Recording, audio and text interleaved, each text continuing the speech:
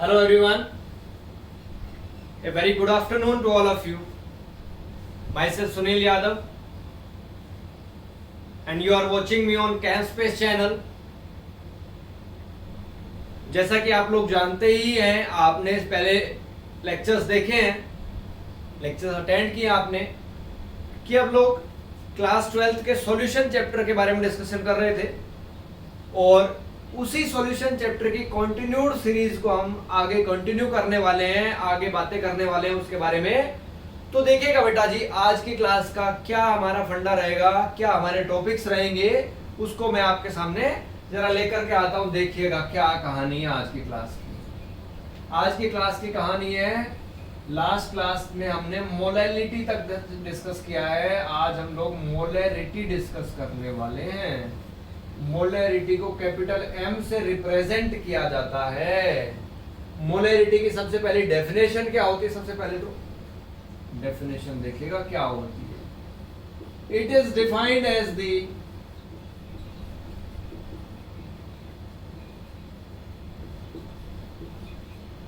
Number of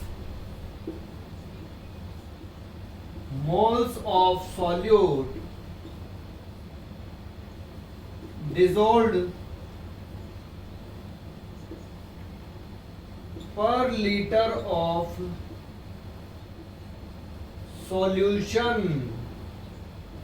1 litre solution के अंदर कितने नंबर ऑफ मोल सोल्यूट के डिसॉल्व कर रखे हैं, घोल रखे हैं, उसी चीज का नाम मोलैरिटी रखा जाता है। लेकिन अगर आपको याद होगा, आपने लास्ट वीडियोस देखी होंगी, तो उसमें मोलैलिटी जब मैंने डिस्कस किया था तो मैंने बोला था it is defined as the number of moles of solute dissolved per KG of solvent बोला था जब हमने मोलैलिटी पढ़ाई थी तब। लेकिन यहाँ पर क्या होता है? Number of moles of solute dissolved पर लीटर ऑफ सॉल्यूशन। तो अगर मैं इसको मैथमेटिकल फॉर्मूला के तरीके से अगर इसको डिराइव करूं तो कैपिटल एम यानी मोलैरिटी क्या बन जाएगा? Is equals to number of moles of solute divided by volume of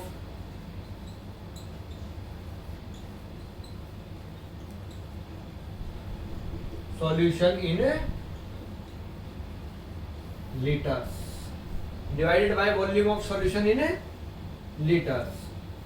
तो अगर इसको मैथमेटिक्स के हिसाब से डिराइव किया जाए तो मैं इधर लिख रहा हूं, जरा देखिएगा। m बराबर नंबर ऑफ मोल्स क्या होता है? WB अपॉन MB डिवाइड किससे कर दूं? V in litres, volume of solution in litre.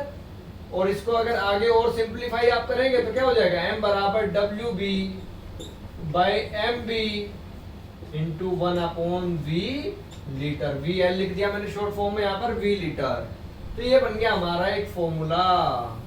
लेकिन बेटा जी अगर आपने वॉल्यूम को लीटर में ना लेकर के ml में ले रखा होगा तो फॉर्मूला कुछ इस तरीके का बनेगा। ऊपर 1000 से मल्टीप्लाई भी करना पड़ेगा, V ml में लेना पड़ेगा अब की बार यहाँ पर। और एक और चीज हम डिस्कस करते हैं, जैसा कि लास्ट वीडियोस के अंदर भी डिस्कस किया हमने, यूनिट के बारे में। यूनिट क्या होगी मोलैरिटी की? मोलैरिटी की यूनिट क्या होगी? तो moles per litre. Moles per litre क्या होगी? यूनिट होगी। मोलैरिटी की यूनिट क्या होगी? मोल्स पर लीटर, या शॉर्ट फॉर्म में इसको मोलर कहा जाता है। मोलर लिख देते हैं हम लोग, मोलर, MOLAR, मोलर। ठीक है। इसके साथ साथ अब मैं एक बात और बताने वाला हूं आपको, जो कि बेहद इंपॉर्टेंट बात है, मोस्ट इंपॉर्टेंट बात है। क्या इंपॉर्टेंस है उसके अंदर देखिएगा जरा। आपसे क्वेश्चन पूछेगा कि भाई मोलैलिटी, या ऐसा क्वेश्चन पूछ लेगा आपसे कि स्टैंडर्ड टर्म्स के अंदर हम लोग अगर किसी सॉल्यूशन की हमें कॉन्सेंट्रेशन को डिफाइन करना है स्टैंडर्ड कंडीशंस के अंदर, तो हम कौन सी कॉन्सेंट्रेशन टर्म को वहां पर यूज करेंगे? आइदर मोलैलिटी और मोलैरिटी। तो हमारा आंसर क्या होगा बेटा जी? जिन लोगों को आंसर 1 लग रहा है या 2 लग रहा है, आप लोग कमेंट सेक्शन में डाल सकते हैं एक बार, लेकिन मैं बताता हूं आपको आंसर क्या होगा। आंसर होगा बेटा जी इसका मोलैलिटी। मोलैलिटी स्मॉल एम, छोटा एम से जिसको हम रिप्रेजेंट करते थे, मोलैलिटी। अब आप पूछेंगे सर ऐसा क्यों? ऐसा इसलिए बेटा जी क्योंकि कभी भी आपने सुना होगा, देखो इसको मैं इरेज कर देता हूं, यहां से क्लियर कर देता हूं, फिर मैं आपको बताता हूं जरा चीजें क्या है ये। देखिएगा जरा क्या है ये बातें, क्या है इनके पीछे की कहानी।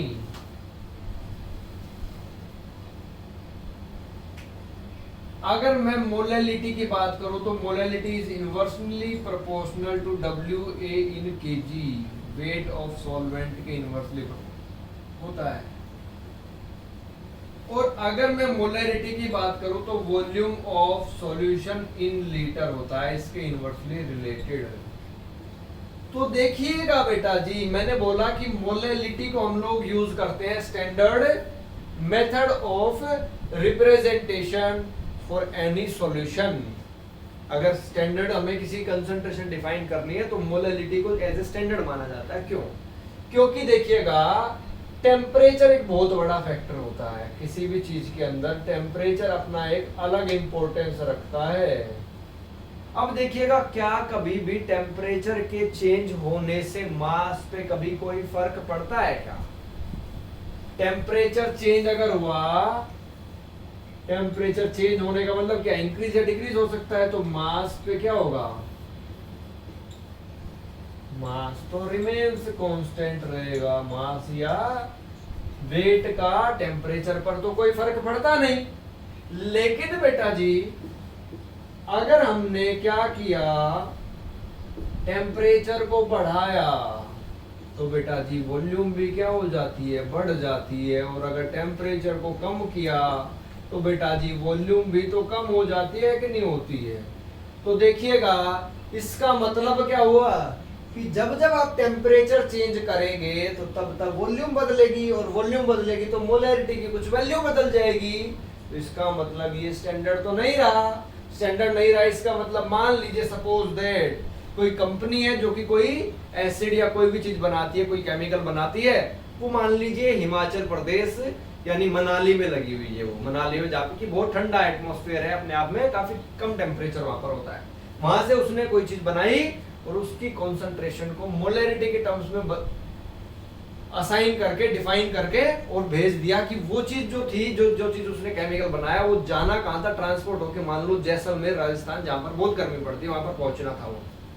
तो जब उसका टेम्परेचर चेंज हुआ, मनाली से जब वो चीज निकली ट्रांसपोर्ट के अंदर, तो जब तक वो जैसलमेर में पहुंची, जैसलमेर में जाकर के बहुत ज्यादा हाई टेम्परेचर था, तो वहां पे टेम्परेचर जैसे चेंज हुआ, टेम्परेचर चेंज हुआ तो आप देख सकते हैं कि टेम्परेचर चेंज होगा तो मोलैरिटी बदलेगी, और मोलैरिटी बदलेगी तो इसका मतलब क्या हो गया? उस सॉल्यूशन की, उस केमिकल की कॉन्सेंट्रेशन कुछ और ही मिलेगी वहां पर जाकर के, जो हमने बनाया था, जो हमने वहां पर उस पर टैग लगा करके लिख करके भेजा था, उसके अलावा कुछ और ही मिलेगी, या तो घटी हुई मिलेगी या बढ़ी हुई मिलेगी।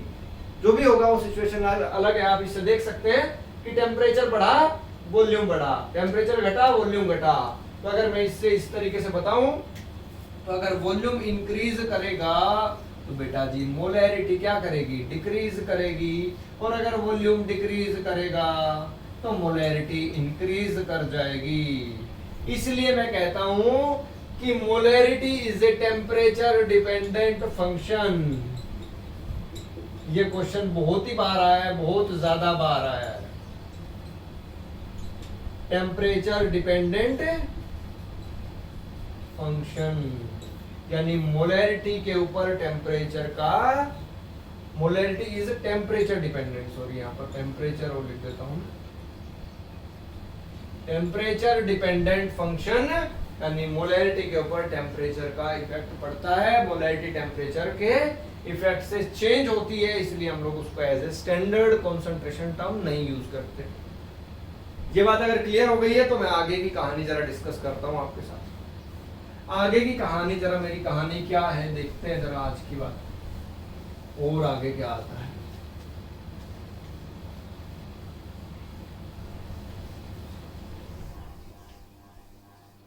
और आगे की कहानी जरा क्या है देखो। अब मैं नेक्स्ट पार्ट पर चलता हूं जिसको हम लोग नॉर्मेलिटी कहते हैं। जिसको कैपिटल एन से डिनोट किया जाता है। बेटा जी ये मोस्ट इंपॉर्टेंट लिख देता हूं मैं यहाँ पर, देखो मोस्ट इंपॉर्टेंट लिख दिया मैंने यहाँ पर, मोस्ट इंपॉर्टेंट है ये। और इस बात को समझ लेना, कॉपी पेन सब कुछ लेकर के साथ बैठना है, नोट करते रहना, समझते रहना, चीजों को बिल्कुल अच्छे तरीके से क्लियर करते हुए चलना, क्योंकि ये अपने आप में काफी इंपॉर्टेंट टॉपिक है, इंपॉर्टेंट चीज है। सबसे पहले मैं इसकी डेफिनेशन की बात करता हूं। डेफिनेशन क्या कहती है? It is defined as the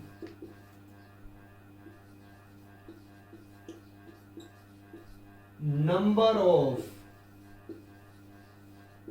gram equivalents of solute dissolved per litre of solution. 1 litre solution के अंदर सॉल्यूट के कितने ग्राम इक्विवेलेंट आपने डिसॉल्व किए, उसी का नाम मोलैरिटी होता है बेटा जी, उसी को मोलैरिटी कहा जाता है। तो देखिएगा, अगर मैं एन यानी मोलैरिटी को डिफाइन करूं तो कैसे लिखूंगा? Number of gram equivalents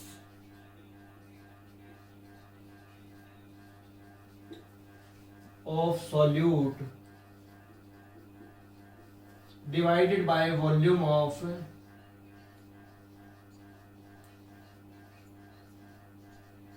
solution in liters। ये मेरा फॉर्मूला बन गया नॉर्मेलिटी का। अब आप लोग पूछेंगे कि ग्राम, ये नंबर ऑफ ग्राम इक्विवेलेंट्स क्या चीज होती है? तो देखिएगा, अगर ये सारी बातें आपने लिख ली होंगी तो मैं बताता हूं आपको नंबर ऑफ ग्राम इक्विवेलेंट्स क्या होती है। ये मैं क्लियर करके इसको बताता हूं जरा आगे, क्या होता है ये नंबर ऑफ ग्राम इक्विवेलेंट्स। तो नंबर ऑफ ग्राम इक्विवेलेंट्स या ग्राम इक्विवेलेंट्स भी कह सकते हो आप इसको। क्या होता है ये होता है बेटा जी given mass of solute divided by equivalent mass of solute। यानी जो गिवन मास होता है उसको अगर इक्विवेलेंट मास से डिवाइड कर दे सोल्यूट के, तो वहां से क्या मिल जाएगा हमें? नंबर ऑफ ग्राम इक्विवेलेंट्स या ग्राम इक्विवेलेंट्स ऑफ सोल्यूट मिल जाएगा। यानी कि जो ये नंबर ऑफ मोल्स हम पढ़ा करते थे वैसा सा ही है कुछ ये, लेकिन यहाँ पर गिवन मास तो वही है, गिवन मास उसमें भी लिखते थे, लेकिन यहाँ पर मोलर मास लिखा करते, मोलिकुलर मास लिखते थे। अब की बार इक्विवेलेंट मास लिखा है हमने। अब कहानी आती है कि इक्विवेलेंट मास क्या होता है, इक्विवेलेंट मास क्या चीज है, ये नई कहानी कहां से आ गई? तो बेटा जी इक्विवेलेंट मास होता है, इक्विवेलेंट मास आप क्या लिखते हैं? मोलिकुलर मास को अगर मैं n फैक्टर से डिवाइड कर दूं तो बेटा जी वही बन जाता है इक्विवेलेंट मास। उसी को तो हम लोग इक्विवेलेंट मास कहा करते हैं, वही तो इक्विवेलेंट मास होता है। जरा अब अगर मैं इसको नॉर्मेलिटी की फॉर्म्स में, नॉर्मेलिटी के फॉर्मूला में सारी चीजों को सब्स्टिट्यूट करूं तो देखिएगा नॉर्मेलिटी का क्या फॉर्मूला बन जाएगा। अगर इसको शॉर्ट फॉर्म में लिख दूं तो ये WB हो गया, और इसको EQ मास EQM लिख देता हूं, इस EQM इक्विवेलेंट मास।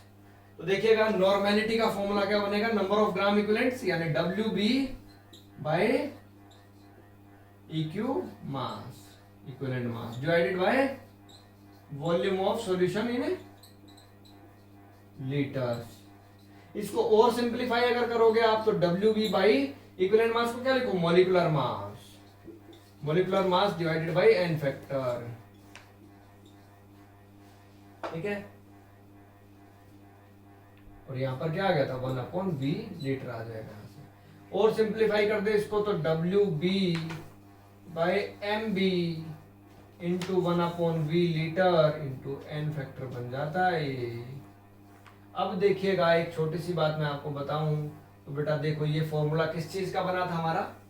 मोलैरिटी का फॉर्मूला बना था कि नहीं बना था? अगर इसको मैं m लिख दूं तो n बराबर क्या हो जाता है? नॉर्मेलिटी बराबर मोलैरिटी इंटू में n फैक्टर बन गया कि नहीं बन गया? ये एक और इक्वेशन आपके पास यहां से बन जाती है।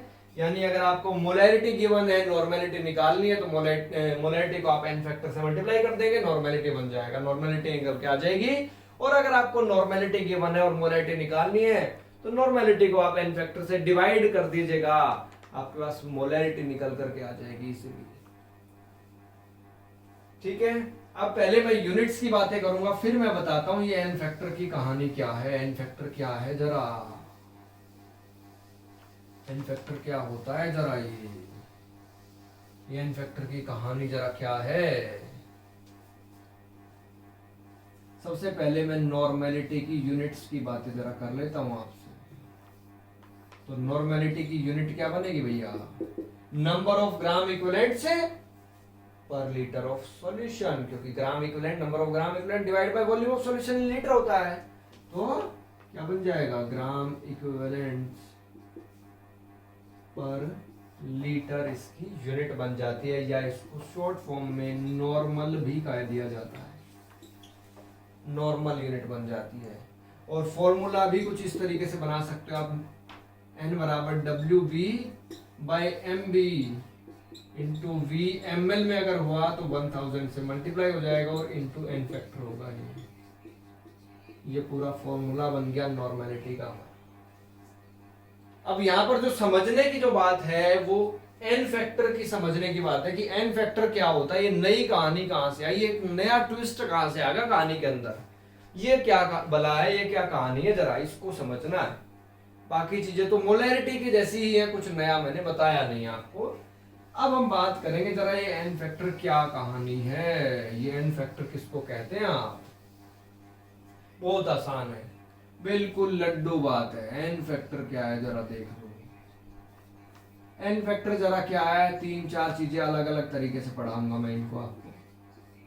सबसे पहले मैं एसिड्स के लिए बताता हूं कि एसिड के लिए एन फैक्टर क्या होता है। आप एन फैक्टर क्या बताते हो एसिड के लिए बेटा जी, नंबर ऑफ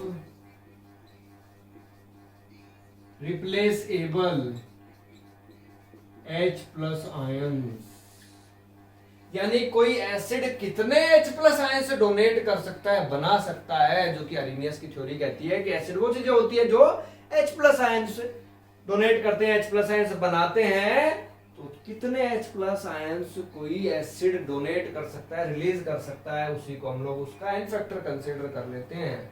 जैसे कि सपोज दैट मैं कहूं HCl जो है, HCl क्या होता है, कुछ इस तरीके से ब्रेक करता है, H positive plus Cl negative, तो एक इसने H प्लस बनाया तो इसलिए एन फैक्टर 1 होता है इसका।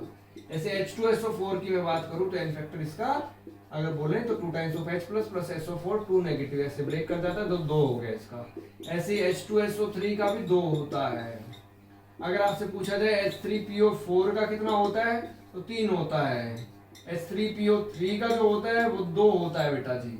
H3PO2 का जो होता है वो 1 होता है। लेकिन ये होता कैसे, ये आपको समझ नहीं आ रहा होगा। 3 3 3 थे लेकिन 3 2 1 लिख दिया मैंने, ऐसा कैसे हो गया, जरा इसको समझ लो इस बात को। अगर मैं H3PO4 से आपको समझा दूं तो बाकी चीजें समझ आपको आसानी से आ जाएगी। पहले मैं इसका स्ट्रक्चर बनाता हूं। फॉस्फोरिक एसिड इसका नाम है, फॉस्फोरस इसके अंदर लगा हुआ है। फॉस्फोरस जो होता है वो क्या है, 15th ग्रुप का मेंबर है, 15th ग्रुप में आता है। और 15th ग्रुप का जो मेंबर होता है वो 5 बॉन्ड बनाने की टेंडेंसी रखता है। सबसे पहले आप एक डबल बॉन्ड से एक ऑक्सीजन जोड़ दीजिएगा, फिर 3 ऑक्सीजन को आप कुछ इस तरीके से जोड़ दो जो कि सिंगल बॉन्ड से जुड़े हैं, और 3 ही हाइड्रोजन इन ऑक्सीजन के साथ एक एक हाइड्रोजन भी आप जोड़ दीजिएगा आप। तो बेटा जी जितने भी हाइड्रोजन उस कंपाउंड के अंदर, उस स्ट्रक्चर के अंदर मोस्ट इलेक्ट्रोनेगेटिव एलिमेंट जो होगा उसके साथ अगर जुड़े हैं तो वो सारे H प्लस आयन बन के निकल सकते हैं। इन दोनों में मोस्ट इलेक्ट्रोनेगेटिव कौन है भाई, ऑक्सीजन की फॉस्फोरस।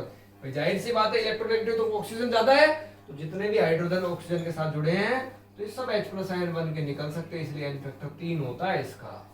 लेकिन अगर आप स्ट्रक्चर बनाएंगे H3PO3 का तो ऐसा स्ट्रक्चर बनेगा, डबल बॉन्ड O और ऐसा कुछ बन जाएगा। अब एक हाइड्रोजन जो है डायरेक्टली फास्फोरस से जुड़ा है, ये निकल ही नहीं सकता, केवल ये 2 हाइड्रोजन निकल सकते हैं, इसलिए एन फैक्टर 2 लिखा है मैंने इसका। इसलिए इसका एन फैक्टर 2 बोला जाता है, 3 नहीं बोला जाता है। और H3PO2 जो लास्ट में बच गया ये मैं आपके लिए होमवर्क दे रहा हूं, आप खुद अपने आप ट्राई करके देखेंगे इसको कि ये कैसे होगा। 1 क्या हुआ, वो होगा बिल्कुल ऐसा ही। इसी तरीके से आप स्ट्रक्चर ड्रॉ करके देख लेंगे तो आपको चीजें क्लियर हो जाएंगी बिल्कुल। अब मैं चलता हूं बेस के ऊपर। ये n फैक्टर की बातें थी एसिड्स के लिए। अब मैं बेस के लिए बात कर लेता हूं जरा सेकंड। बेस के अंदर क्या करोगे आप, number of replaceable OH negative ions, क्योंकि हमने तो क्या सुना है, बेस वो चीजें होती है जो OH नेगेटिव आयंस रिलीज करती है, उसको हम बेस कहा करते हैं। तो एग्जांपल क्या बनता है यहाँ पर, मान लो NaOH ले लिया जाए, तो NaOH में तो एक ही OH निकल सकता है। आपने MgOH होल ट्वाइस ले लिया, 2 हो गया। CaOH होल ट्वाइस ले लिया, इसमें भी 2 OH निकलेंगे। AlOH होल थ्राइस ले लिया आपने, 3 OH निकलेंगे, 3 लिख दिया। KOH लिख दिया, 1 हो जाएगा इसका n फैक्टर। तो ये n फैक्टर की वैल्यूज है कुछ। उसके अलावा RbOH लिख सकता हूं मैं, CSOH लिख सकता हूं, ऐसे कुछ भी लिखेंगे, दोनों में 1 निकलेगा, दोनों का n फैक्टर 1 ही होता है इनका। तो जितने OH नेगेटिव निकले, OH नेगेटिव आयन निकलेंगे, उतने ही n फैक्टर कंसीडर कर लिया जाता है उसका। ये बातें अगर क्लियर हुई हैं आपको, तो थर्ड n फैक्टर मैं आपको बताने वाला हूं सोल्ट्स के बारे में। सोल्ट्स का n फैक्टर कितना होगा, जरा समझो इस बात को। सोल्ट्स का n फैक्टर कैसे कैलकुलेट करते हैं आप लोग, सोल्ट्स का n फैक्टर कैसे देखते हैं जरा। सोल्ट्स का n फैक्टर कैसे देखेंगे जरा, नंबर ऑफ आइदर पॉजिटिव और negative charge present on the ions of the salt after dissociation. यानी कोई भी सॉल्ट है, उसका जब डिसोसिएशन कर दिया जाएगा तो पॉजिटिव नेगेटिव आयंस बनाएगा वो, और पॉजिटिव नेगेटिव वो आयंस जब बनाएगा तो उन आयंस के ऊपर पॉजिटिव चार्ज या नेगेटिव चार्ज, कोई सा भी एक चार्ज आप देखेंगे, क्योंकि जितना पॉजिटिव होगा उतना ही नेगेटिव चार्ज भी होगा। तो कोई सा भी एक चार्ज आप देखेंगे, वो +1 है, +2 है, +3 है, जितना भी पॉजिटिव चार्ज है वही उसका n फैक्टर कहलाएगा। जैसे कि अगर एग्जांपल की बात मैं करूं, तो एग्जांपल देखिएगा, NaCl लिख देता हूं। NaCl टूटता कैसे है, Na+ Cl-। तो बेटा जी कोई सा भी एक देख लीजिए, या तो ये देख लीजिए या ये देख लीजिए, तो दोनों में चार्ज +1 है, तो कोई सा भी एक चार्ज आप ले सकते हैं, तो n फैक्टर 1 हो जाता है। अगर मैं एग्जांपल ले लूं MgCl2 का, तो MgCl2 में Mg2+ है, +2 टाइम्स ऑफ Cl नेगेटिव, तो कोई सा भी एक देखेंगे 2 n फैक्टर हो जाएगा इसका।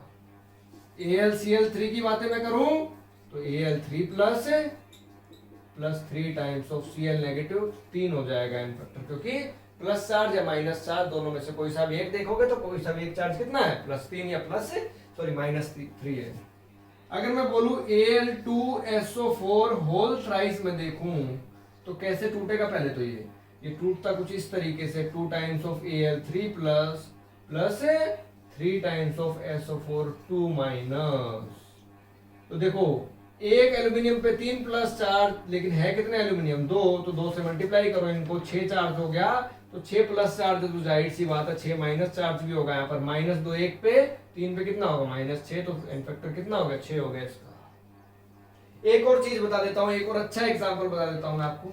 एक एग्जाम्पल ये लिख लीजिएगा, NaHCO3 वाला, सोडियम बाइकार्बोनेट। जब ये ब्रेक करता है तो बेटा जी ये कुछ इस तरीके से ब्रेक करता है। अब कुछ लोग इसको ब्रेक करने में ही गलती कर देते हैं, और जहां वो ब्रेक करने में गलती हुई वहीं n फैक्टर भी गलत हो जाएगा।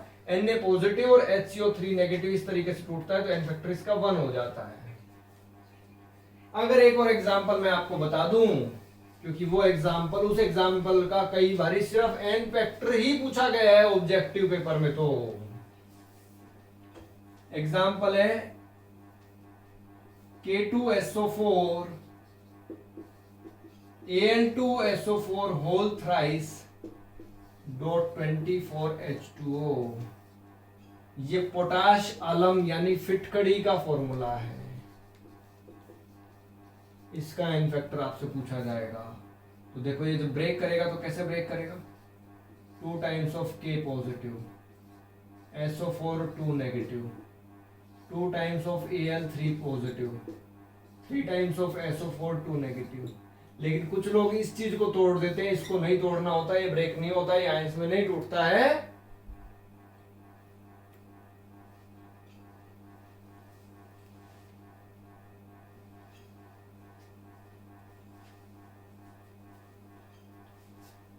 Two times of K positive, SO4 2 negative,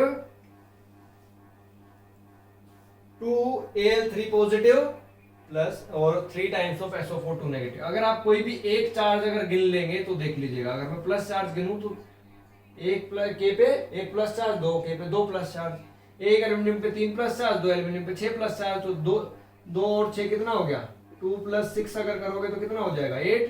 तो इसका एन फैक्टर कितना हो जाएगा, 8 एन फैक्टर होता है इसका। अगर ये बातें क्लियर हुई हैं तो एन फैक्टर की ही एक कहानी और बता देता हूं छोटी सी, मैं आपको एक कहानी और छोटी सी क्या बता देता हूं, जरा देखो।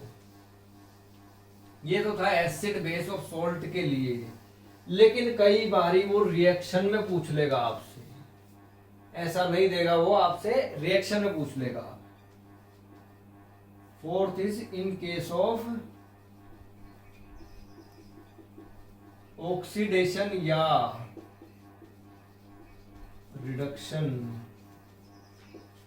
तो एन फैक्टर जो होता है यहां पर बेटा जी, number of electrons involve in oxidation या रिडक्शन।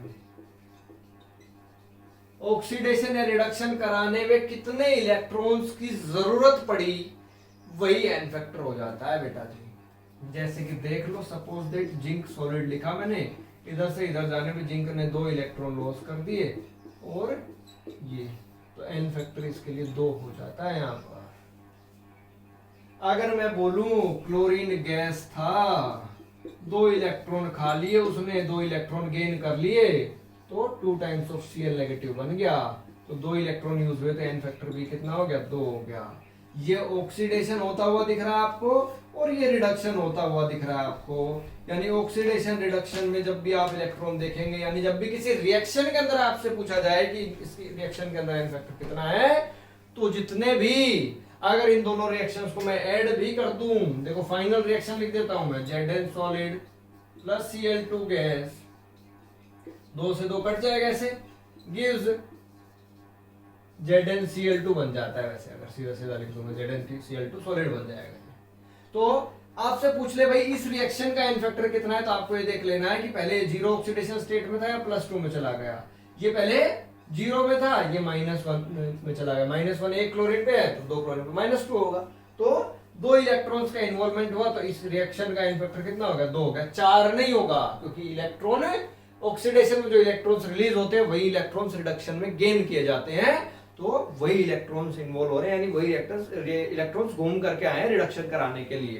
तो 2 ही इलेक्ट्रॉन आप कंसीडर करेंगे, तो रिएक्शन जब भी दी जाएगी, तो रिएक्शन के अगर एन फैक्टर की बात आए आपके पास, तो आप उसके अंदर नंबर ऑफ इलेक्ट्रॉन्स देखेंगे, कितने इलेक्ट्रॉन्स से वो रिएक्शन हुई है, कितने इलेक्ट्रॉन्स गेन या लॉस करके वो रिएक्शन प्रोडक्ट बना रही है, उस रिएक्टेंट से प्रोडक्ट बना है, वही उसका एन फैक्टर कंसीडर किया जाएगा।